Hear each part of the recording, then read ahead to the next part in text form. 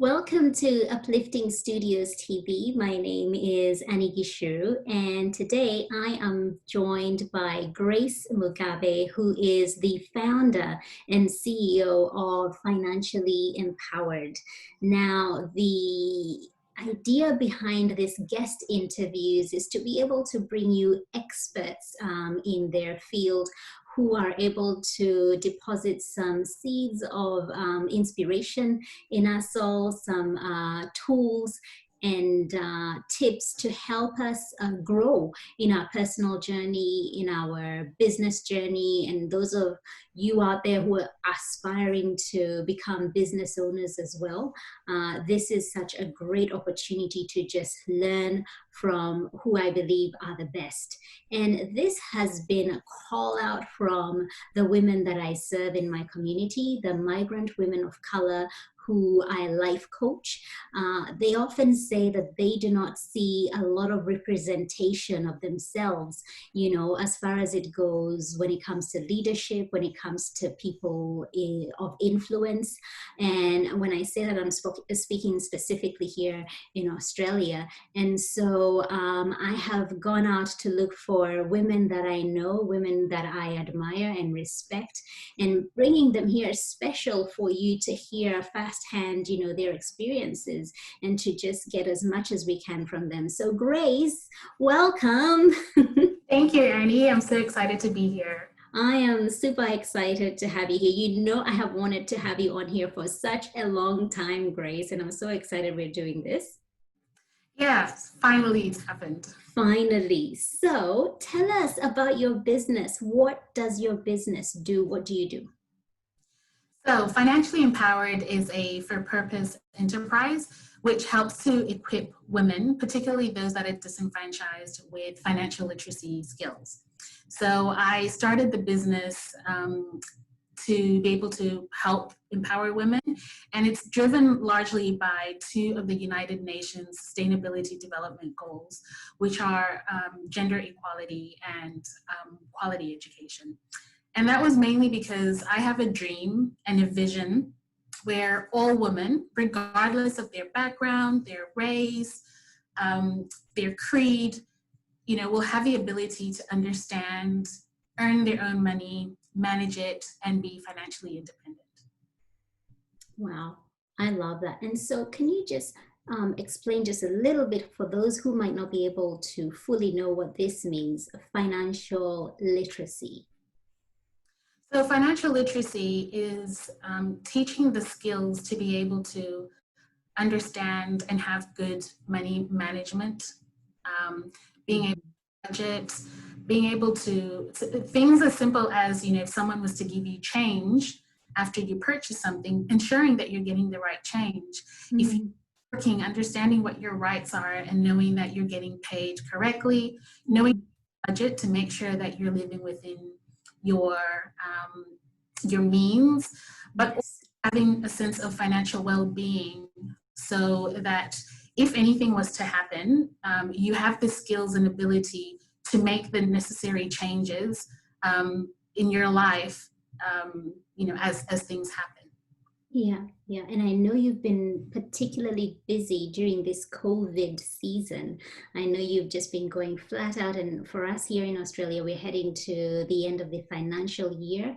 And you are just absolutely busy. This is your busiest time of the year. But before we get into that, I want us to go back, like way back to little Grace. And just talk to us about growing up, where you grew up, how that was, maybe some of the values that were instilled in you as a young girl.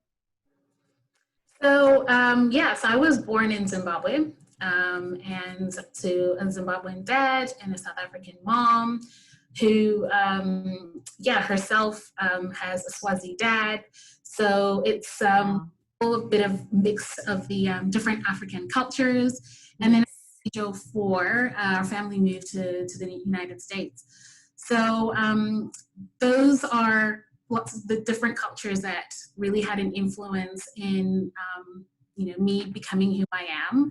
I was fortunate to have friends that were of different color, gender, backgrounds. And I guess as a young kid, and having that innocence, didn't think much of it. Mm-hmm. Grew up starting to hear more stories from my parents and my grandparents, about the sort of opportunities that they didn't have, that I was fortunate to have, given, all the life experiences that I've had. So they instilled a lot of the values that I have. So, community, giving back to community is something that they always did. And so even whenever they would go and volunteer, they would with them. They used to work particularly on a project. This was when we moved back to Zimbabwe with kids, homeless kids. And back there, they're called street kids. And one of the projects that they've been involved with was to help house them. And it really made me appreciate the fact that I not only had a roof over my head and went to private school and all of these sort of things, just having my parents and knowing that it was not because I did anything different to what these kids did. It wasn't because I was smarter or better, but it was just how life had turned out. And became a real foundation for me wanting to be able to empower and create opportunities for other people, because we all don't know what could happen tomorrow. We are very fortunate and blessed to be in the situation that we are in right now. Mm-hmm. And we are so fortunate to be where we are right now. And so how long did you live in the States for? Because I think you were there for some time and then moved back to Zimbabwe. Yes, so we moved back to Zimbabwe, so pre-teens and high schooling there, and then in my late teens moved here to Australia. Australia, why Australia? So obviously, you had the two other options of South Africa and going back to America. Why Australia? It was more because I guess my parents were like, the world is your oyster. Where would you like to go? Wow. Yeah, I had heard of Australia. I had certain about it. But the one thing I did was the weather was amazing. Beaches. And so I thought, well, why not give it a go? Yeah. As the Aussies would say. Give it a go. That's how I ended up here. So I take it you are not into winter and snow and... No, that was my life in the States back then. I didn't want to relive it. So even now when I visit family in the States, I always go in summer. Yeah. And so talk to us about your time in university here, what you studied, and how you got your first corporate job. So I studied a degree in accounting, and soon after decided to do my CPA.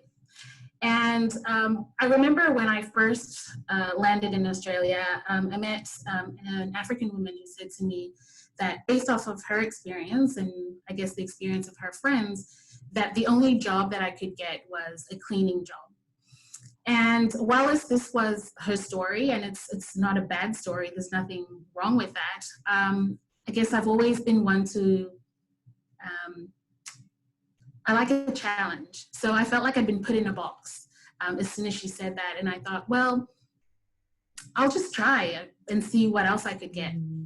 So towards the end of my degree, I applied for a job in a call center, and I was fortunate to get the job. So I went to the call center, and just before I graduated, I remember seeing an ad that the company I was working for put out for an assistant accountant. Now, assistant is usually an accountant that has about 2 to 4 years of accounting experience. And so they're a step above a graduate. And I was about to graduate, so I didn't even have graduate experience. But I thought, I'm just going to apply for this role, and hopefully someone will notice that I'm call center and, I can at least just have a chat with them. Yeah. And that's actually what ended up happening. They gave me a call and said, we'd like to just have a chat with you about your resume. And so they asked if I knew that I was too junior or inexperienced. And I did, but I was hoping that I would at least get a chance to have a chat with you, Right. and creating a graduate accounting role specifically because of that. So that was how I got my foot into corporate Australia. My gosh, that is incredible. And just to take you back to the lady, the African lady that you met when you first moved here, and she said that in her experience, cleaning jobs have been the norm. That happened to me too, because the Kenyan community that I was around, and my friends, were all cleaners. And so it was a matter of hooking each other up with jobs. And so I got hooked up, and we didn't think anything above that. We just thought, this is where you start, and didn't question that. And making somebody else's story your story, because that was their experience, then you take that as your experience. And it hasn't been, it wasn't until many, many years down the track when that started to sort of break, and not everybody now was getting into cleaning when they came from, African countries or Black people specifically. They started applying for other jobs and then successfully getting them. But it is so true that, somebody's experience can alter your experience. And so you must have had a very independent way of thinking, Grace, to think that, yeah, well, that's your experience. I'll still give this a go. I'll still apply and get a job in corporate, because that's where you wanted to get to. Yeah, definitely. I think I've always liked to think outside that box. Mm. Look at different ways of doing things. So what can I do to get what it is that I want, despite what other people might think? And I think sometimes that actually ends up being the thing that stops us, is because we think, I am like this or I'm like that, I'm not going to be able to have a certain opportunity. And so then we don't. And so I guess from a very young age, I've sort of told myself that I wouldn't allow, be it my age, my gender, my race, or any other word I use to describe me, to be a deciding factor as to whether or not I'm going to try something. Oh, wow. The external world might use that as their way of maybe determining my capability. I'm not going to let that be the case. Well, I think that you are a powerhouse. Just listening to you say that, you are already empowered. Thank you. You know yourself, you know your worth. And it reminds me of when Oprah tells this story of when she was a little girl, about 4 or 5 years old, and she's standing at the steps of their house, and her grandmother is doing laundry, washing the clothes and then hanging them on the line. And her grandma says, Oprah Gail, like, watch closely, because you're going to be doing this when you grow up. And something deep inside her, Oprah, she felt like, no, I'm not gonna be doing this. She knew, she had a feeling that that's not what was meant for her. And hearing you speak like this really just took me back to that story, and just speaks to so much empowerment and that self-belief that you had in yourself that actually just got you that job in corporate. So that's amazing. Thank you. Well, I'm very honored that something I said has reminded you of That's a huge compliment. So let's talk about the challenges of being a migrant woman of color in Australia, because our journey is different. Our journey is a little bit more complex, even just being a Black person, and add the idea of being a migrant as well. and things become a little bit challenging, particularly when it comes to the workforce, getting a job, working up that, going up that corporate ladder. There's just quite a lot of challenges that we experience. And so what have been some of your challenges? And they don't have to be necessarily based in the workplace, but what are some of the challenges you've experienced? So yeah, there have been quite a few. And sometimes it takes a little while for you to kind of realize why maybe something might be happening. Yes. But, I've been very fortunate to be an executive on boards and be involved with a lot of different organizations. And, particularly when we end up having like community events, people will approach me thinking that I've come to be, I'm seeking assistance, or I'm one of the people who are going to be given assistance at at the event.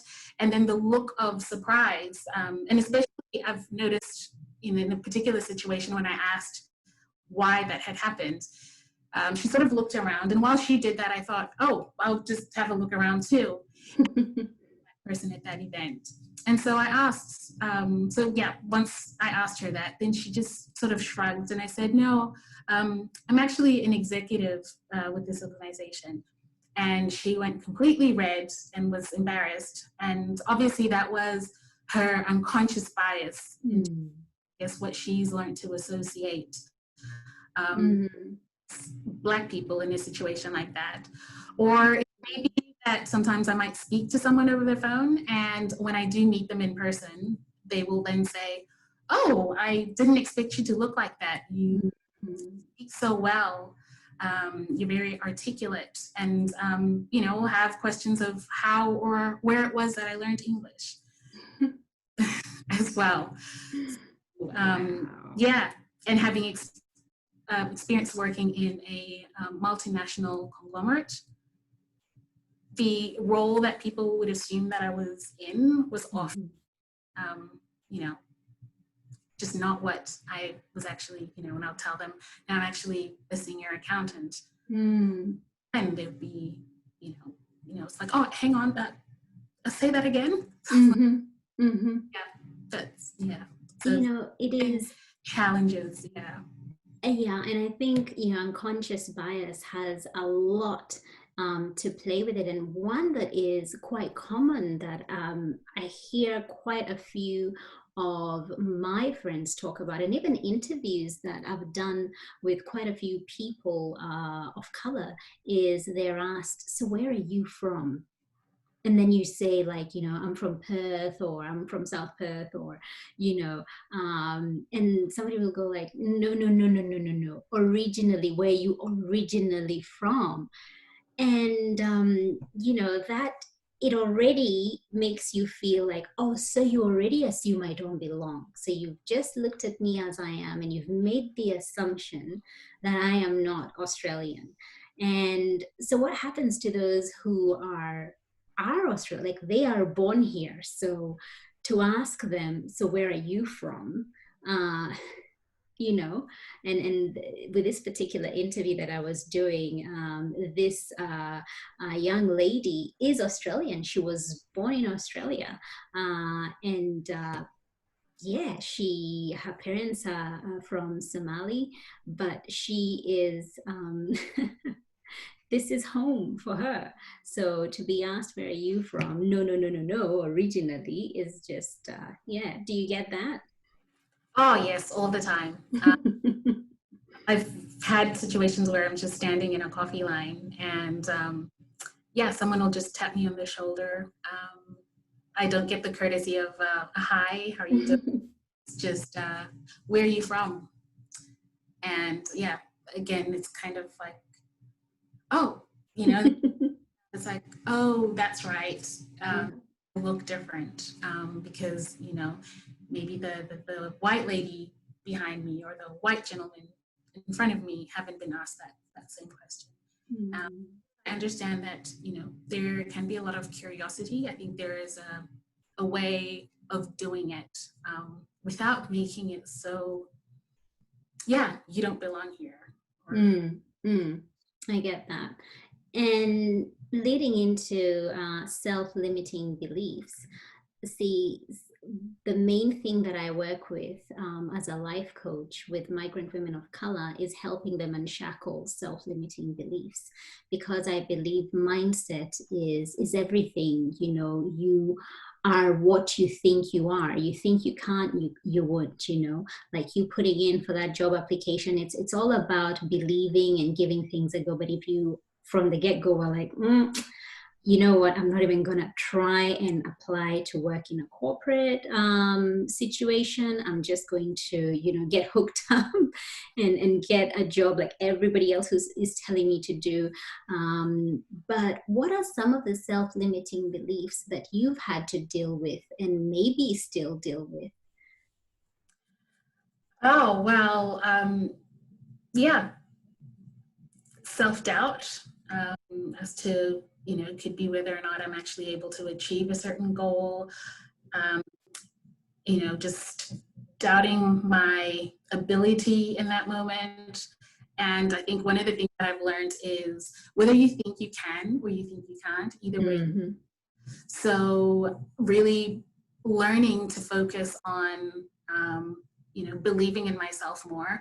And, now I just take action regardless of how I'm feeling. So even if I, am doubting myself in that moment, I just still take action. Mm. I also have had imposter syndrome numerous times. I feel And, you. and it's just one of those things that, tends to pop up here and there. Um, I remember last year I had the fortune of being asked to be one of the speakers for the International Women's Day by Commonwealth Bank. Yes, I remember seeing Seeing that. that email and just going, surely they've made a mistake. Or, have I accidentally gotten into someone else's email account? And the things that you sort of tell yourself. Yeah. You can actually list Mm-hmm. people who you think would be better. So it's learning to overcome those thoughts, and Mm-hmm. that changing, reframing your mindset and the relationship that you do have with those beliefs. I couldn't agree more. And you know, it is so important in terms of representation that we're able to see people who look like us and sound like us, who are in, you know, positions of influence and leadership, as said earlier on. And seeing you at that event and seeing all the promotions that were happening at that time was just so exciting and just so uplifting to see another sister doing it and in such a big way. Was very encouraging, because the message it sends out is, if she can, surely I can too. You know, I know Grace, you know, she's a friend. And even though you don't know the person, you know that she has probably gone through the same challenges I've gone through. And if she's making it and she's rising above and she's pushing ahead, then who am I not to? Yeah, no, that's very true. Representation does make a huge difference. And I know that, being able to get the courage to MC and to speak was through being able to see, other people who look like me doing it. And then being able to also approach them and actually have a conversation with them, because, it doesn't just then become, wow, that amazing person over there, but that amazing person that's I can relate to and have a conversation with, and they go through similar challenges. I think sometimes we sort of look at people, put them on a pedestal, and think, wow, they must have it all together. They have confidence and this and that. And then you start to see that they're human just like the rest of us. They also have self-limiting beliefs and have moments where they doubt themselves. And again, I think that can also be quite empowering. I could, yeah. And you know, you brought up the emceeing stuff. And can I just tell you guys watching, Grace is amazing. And I don't just say this about anybody, but she is truly amazing. The number of times I have heard her MC, like I've had to go at the end of the event and speak to her next to the stage and go like, Grace, you were amazing. In fact, the first time it was more like, uh, I was so excited. I had to get a selfie. I'm like, can I get a selfie with you, Grace? And it was just so, you are amazing. You do it Thank you. so effortlessly. You do it with such grace and Thank you. and humor. Like you make us laugh out loud kind of humor. And it just naturally flows, and I absolutely love you as an MC. And I wish I was still based in Perth and had an event. Hey, maybe you're just gonna have to come over east and just do an event Yeah, for sure. one day. But you do an amazing job. So anybody who's listening out there and you're thinking, ooh, I'd like to hire an MC, you ought to talk to Grace. Thank you. I appreciate that. Yes, I would love to grace you with my present at your next event. Oh, so Grace, starting your business and quitting your corporate job. Talk us through that, because I often hear people asking, I don't know how to make my side hustle my main hustle. So, how did Financially Empowered come about? Was it something you were operating by night, and by day you were like this senior accountant, and then by night you were, working your side hustle? How did it all come together? Yeah, so by night, in the middle of the night, first thing in the morning, it was, it was one of those things that I had to really think about, what it was that I wanted, and then how it was going to work. So yes, as you said, I was still working full time, and I had always wanted to start a business, but again, that self-doubt, those self-limiting beliefs kept creeping in.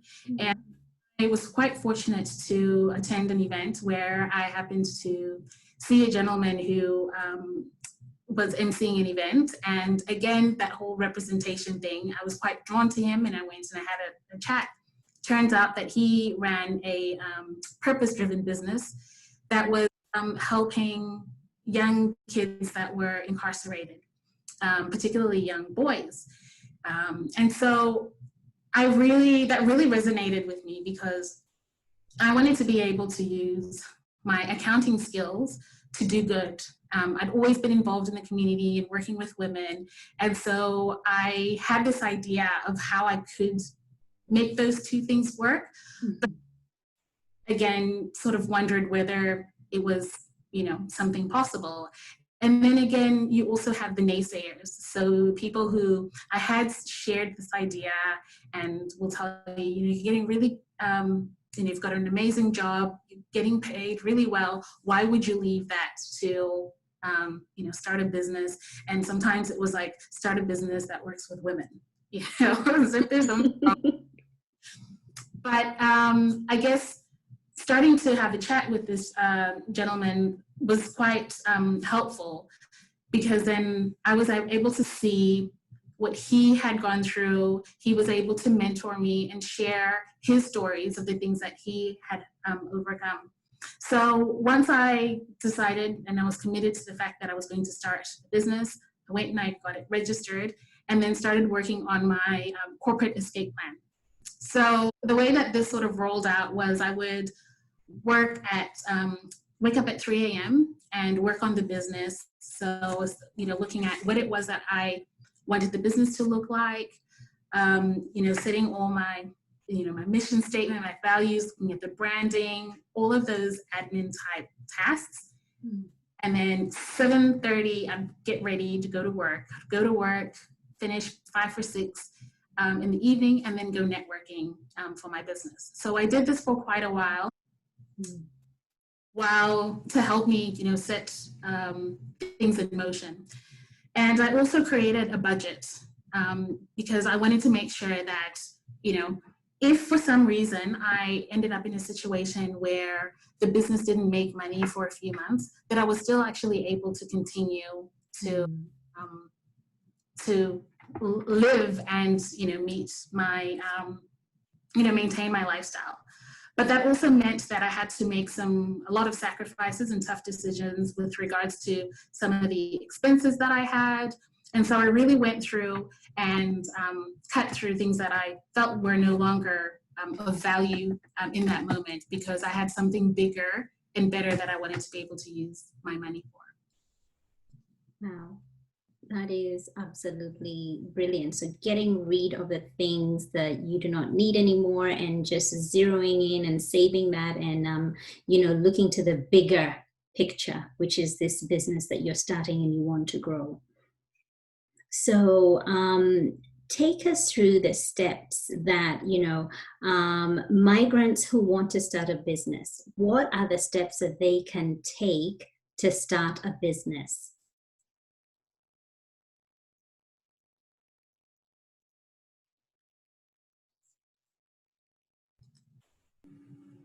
Let's talk about mentors. Have you had mentors in your journey? Oh, yes, I have. And they've been very instrumental to getting me to where I am. They have been very supportive. I've learned from their experiences, the mistakes that they've made. They've offered a lot of guidance, and I couldn't highly recommend a mentor enough. And I've had the privilege of having different types of mentors as well.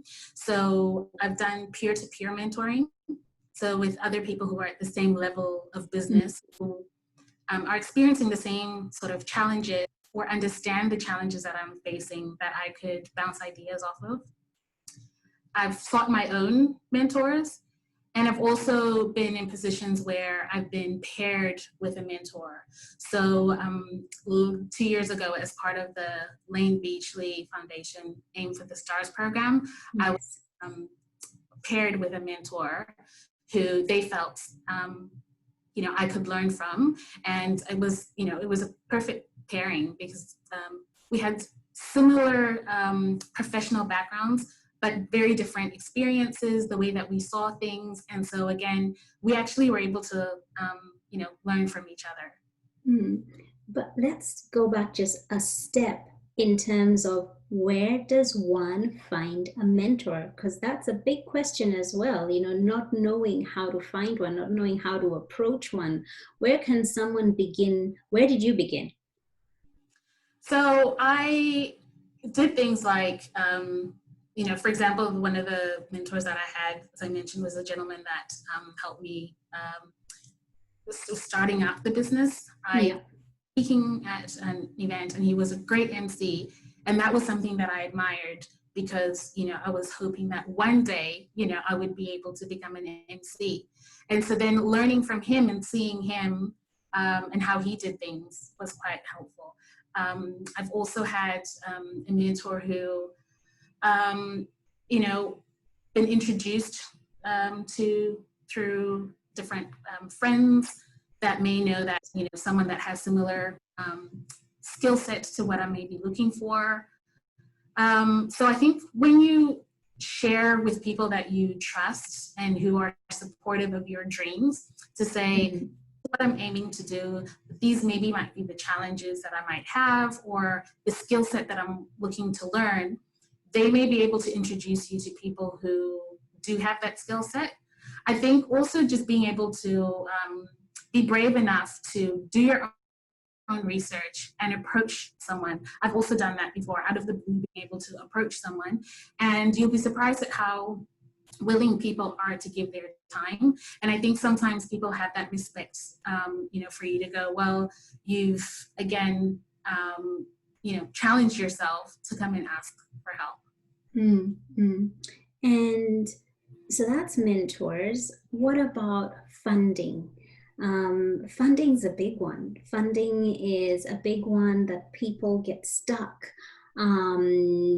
what has been your experience around funding? Because I know for you, being an accountant, you must have been so prepared before leaving, and you've kind of walked us through, the things you did and kind of setting a budget.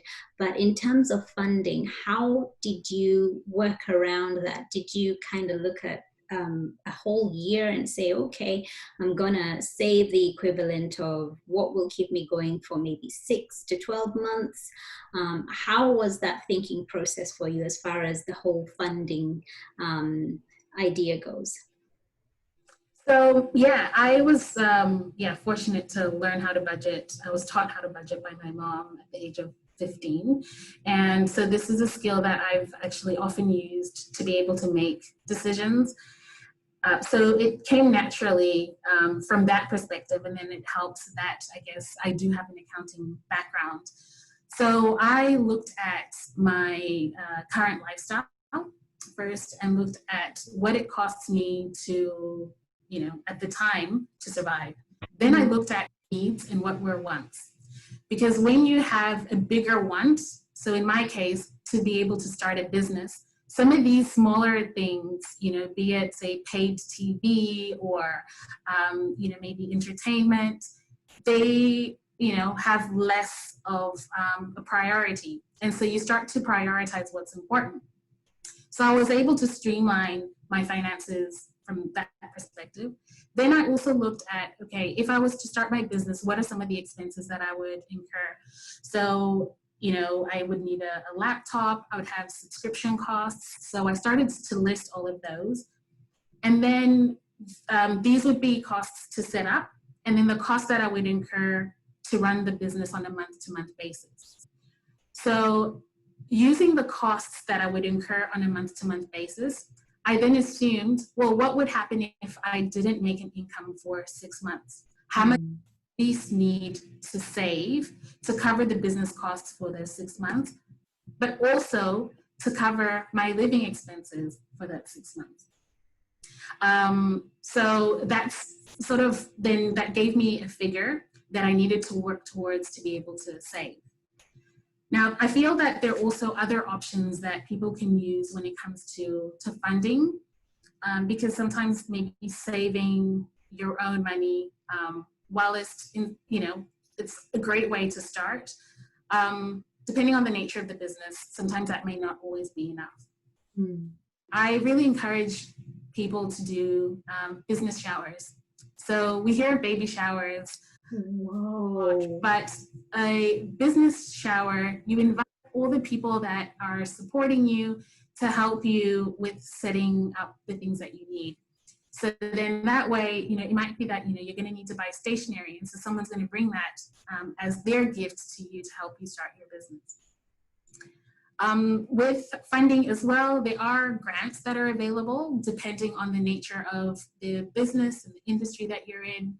So for, regional women in regional areas, there tends to be grants. There've been grants for women who have businesses within the STEM or STEAM industry. And so some of those websites that you can look at are, for example, business.gov.au. So they actually have a tab dedicated to things like grants. Peer lending. So if you have, other friends in business that you can, help to start starting up your business as well. And even trading services as well. Because I think at the beginning when you're starting up, it's really important to look at, how can you make something work? I think for me, the big one there was business showers. I have never heard of that before. And oh my gosh, like, yes. Yeah, so, that would be such a hit. Like, oh my gosh, I have never heard of that before. That would be such a hit. I wish I knew that when I was studying. Yeah, and you get the people that, believe in your dreams, yes, support you as well. Oh my goodness, that is a phenomenal idea. Thank you so much for that. Tell me, lessons learned, looking back now, since you started your business. How long has it been, Grace? So this is my 7th year. My goodness, seven, Yeah. seven already. So looking back now, what are some of the key lessons learned? Wow. Well, firstly, that it is possible to use a business as a vehicle for doing good, for social impact. So I think being able to do that has been a really big lesson, and a worthwhile one at that. Other lessons have been things like, ignoring naysayers. So believe in your and don't let the naysayers influence, what you're going to do. Surround yourself with people who believe in your dreams and who are going to support you. Say yes and figure out how later. That is That a one big we've one of spoken mine. about a fair bit. And Yes. you've said 7 years. So how has the business grown since then? What have you done to grow your business? Okay, so how the business has grown. So I think there are things like, for example, there'll be growth in revenue. There's been growth in size. So the number of people that are now financially empowered. So I'm fortunate that it's not just me. I've got contractors and employees that I work with quite closely. I've also been able to grow opportunities for other people through getting them on board as interns. And usually the criteria for me is that they're female and a migrant. However, not always a female, but I think it's just about giving people an opportunity who may otherwise not get an opportunity. And I'm actually quite proud to say that one of my interns is now working for one of the Big Four accounting firms. Incredible. Other things when we speak of growth is the growth in impact. So, which is actually what I'm most proud of, is the number of women that I've worked with who are more confident in managing their finances, in being able to talk about their finances, in understanding different terminologies and being financially well, because of the interaction that they've had with me. So I would say that's how the business has grown. Yeah. Oh, okay. Goodness, you're dropping some gems here. You are dropping some. I have so many questions, and I'm thinking we need to go ahead. We need to go ahead. So let's get into migrants, because this is my niche. This is the women that migrant women that I support, and I just want to get some questions in for them. So, what steps can migrants who want to start a business take? And I think you mentioned briefly on that, but what resources are available specifically for migrants who are taking those steps into business, starting a business? So there's a lot of support through local government. So if you speak to your local council or shire, a lot of them have different initiatives that are out there to help and support small businesses. In fact, a few of them have run programs that are specific to migrants and who are looking to start businesses. Also, like in Perth, we have the Small Business Development Corporation, and they provide a lot of, say, free advisory services, and at the moment, a lot of free webinars on how to start your business, how to write a business plan, how to market it, how to understand your financials. So, those are a lot of, resources that are available for free as well. The government as well, federal government also have, so business.gov.au. So they update their information quite regularly in terms of what support is out there. And so even, for example, you mentioned COVID earlier as introducing different initiatives, they would update that information as well. Then you've got, so I would say that those are largely the the places where you can seek assistance. And, you know, some pages will also even have things like in a different language that's interpreted Yes. in that language to assist those that might have barriers with language barriers. Hmm. And are there any challenges that you've experienced running a business that you think are specific to migrants? Oh, yes.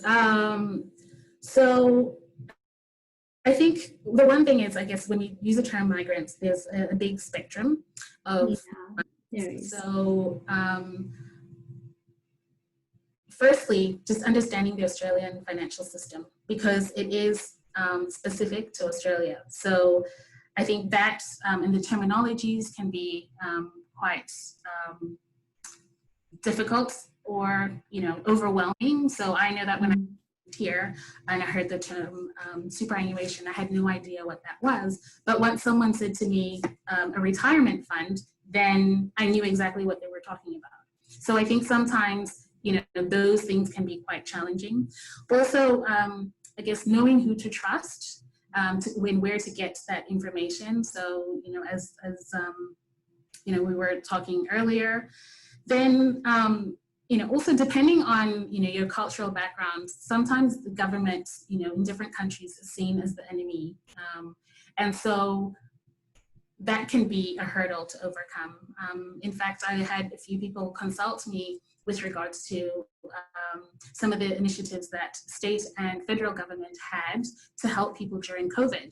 And a lot of people who were migrants that I dealt with thought that, you know, it was a scheme that the government was doing to catch people out, or that eventually the government would want their money back.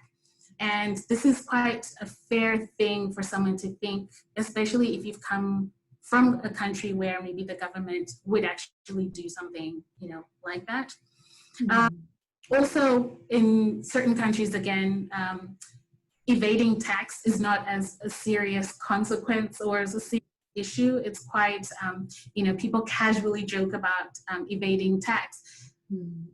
Without then understanding that, you know, doing that here in Australia can have serious consequences. Yeah. But also maybe not understanding the value of paying tax, because again, maybe in their country, there could be things like corruption, or they're not getting value for the tax that they're paying. Assumptions and stereotypes as well. So again, this can come from a perspective of, you know, maybe someone not having money or not understanding how to manage their money. So then again, that generally will make people want to maybe not want to discuss money. And then I think lastly, one of the other challenges that a lot of migrants face is juggling financial responsibilities. So they That's have a big family and responsibilities here, but they still also have family that they need to, you know, take care of overseas. So, you know, this is often referred to as, you know, the black tax. Well and truly. So, what keeps you going, Grace? What keeps you going in terms of waking up in the morning and saying, here I am, 7 years in, doing it again? It is being able to meet amazing women that I have met, hearing the stories of how just a simple interaction with me has made a huge difference in their lives, seeing the changes that they make, the confidence that they build through, you know, be it just a conversation or working quite closely together. Yeah, that keeps me going. And I've, you know, had situations where participants have left a workshop and gone straight to a refuge because of the information that they learned, and probably realized in that moment that the life that they were living isn't what they wanted. That particular situation was the hardest in business, but by no doubt the most rewarding, knowing that that just changed that of her children. Mm. Wow. Wow. So somebody is watching, people are watching, they're like, how can I get to Grace? How can people connect with you? So, through social media. So I've got a Facebook page, Financially Empowered. I have a Facebook group called Financially Empowered Women. Is it a free group or Facebook group? Yes, so it is a free group, non-judgmental, safe group where women can talk about money, share different ideas, ask questions, because as well, we talk about the challenges that migrants have, but there are also challenges that women have, so that we have when it comes to money. So it's a safe place for us to sort of share and learn from each other. My website, financiallyempowered.com.au, and or even by email, admin@financiallyempowered.com.au, or if you see me walking, say hi. I like that one. I think we're very social beings, and I think seeing you on the street say, "Hey, Yeah, Grace, like, I'd love I that. need help." Yeah, so definitely do hit me up. Oh, wonderful. Grace, you are a wealth of information. Thank you so much for your time. You have been so generous. You know, I could talk to you for a very, very long time, and we have done that a lot in the past We few days. have, we um, have. Thank you so much for coming on here. Thank you for dropping gem after gem. Thank you for who you are. Thank you for the work that you do in the community, for particularly just working with women who are in great need of learning more about their finances and how to handle money. Thank you. And I just want to wish you all the best on your journey to empower others. I hope that as you fill our cups, that your cup is being filled to the brim. Thank you so much, Annie. I really appreciate it.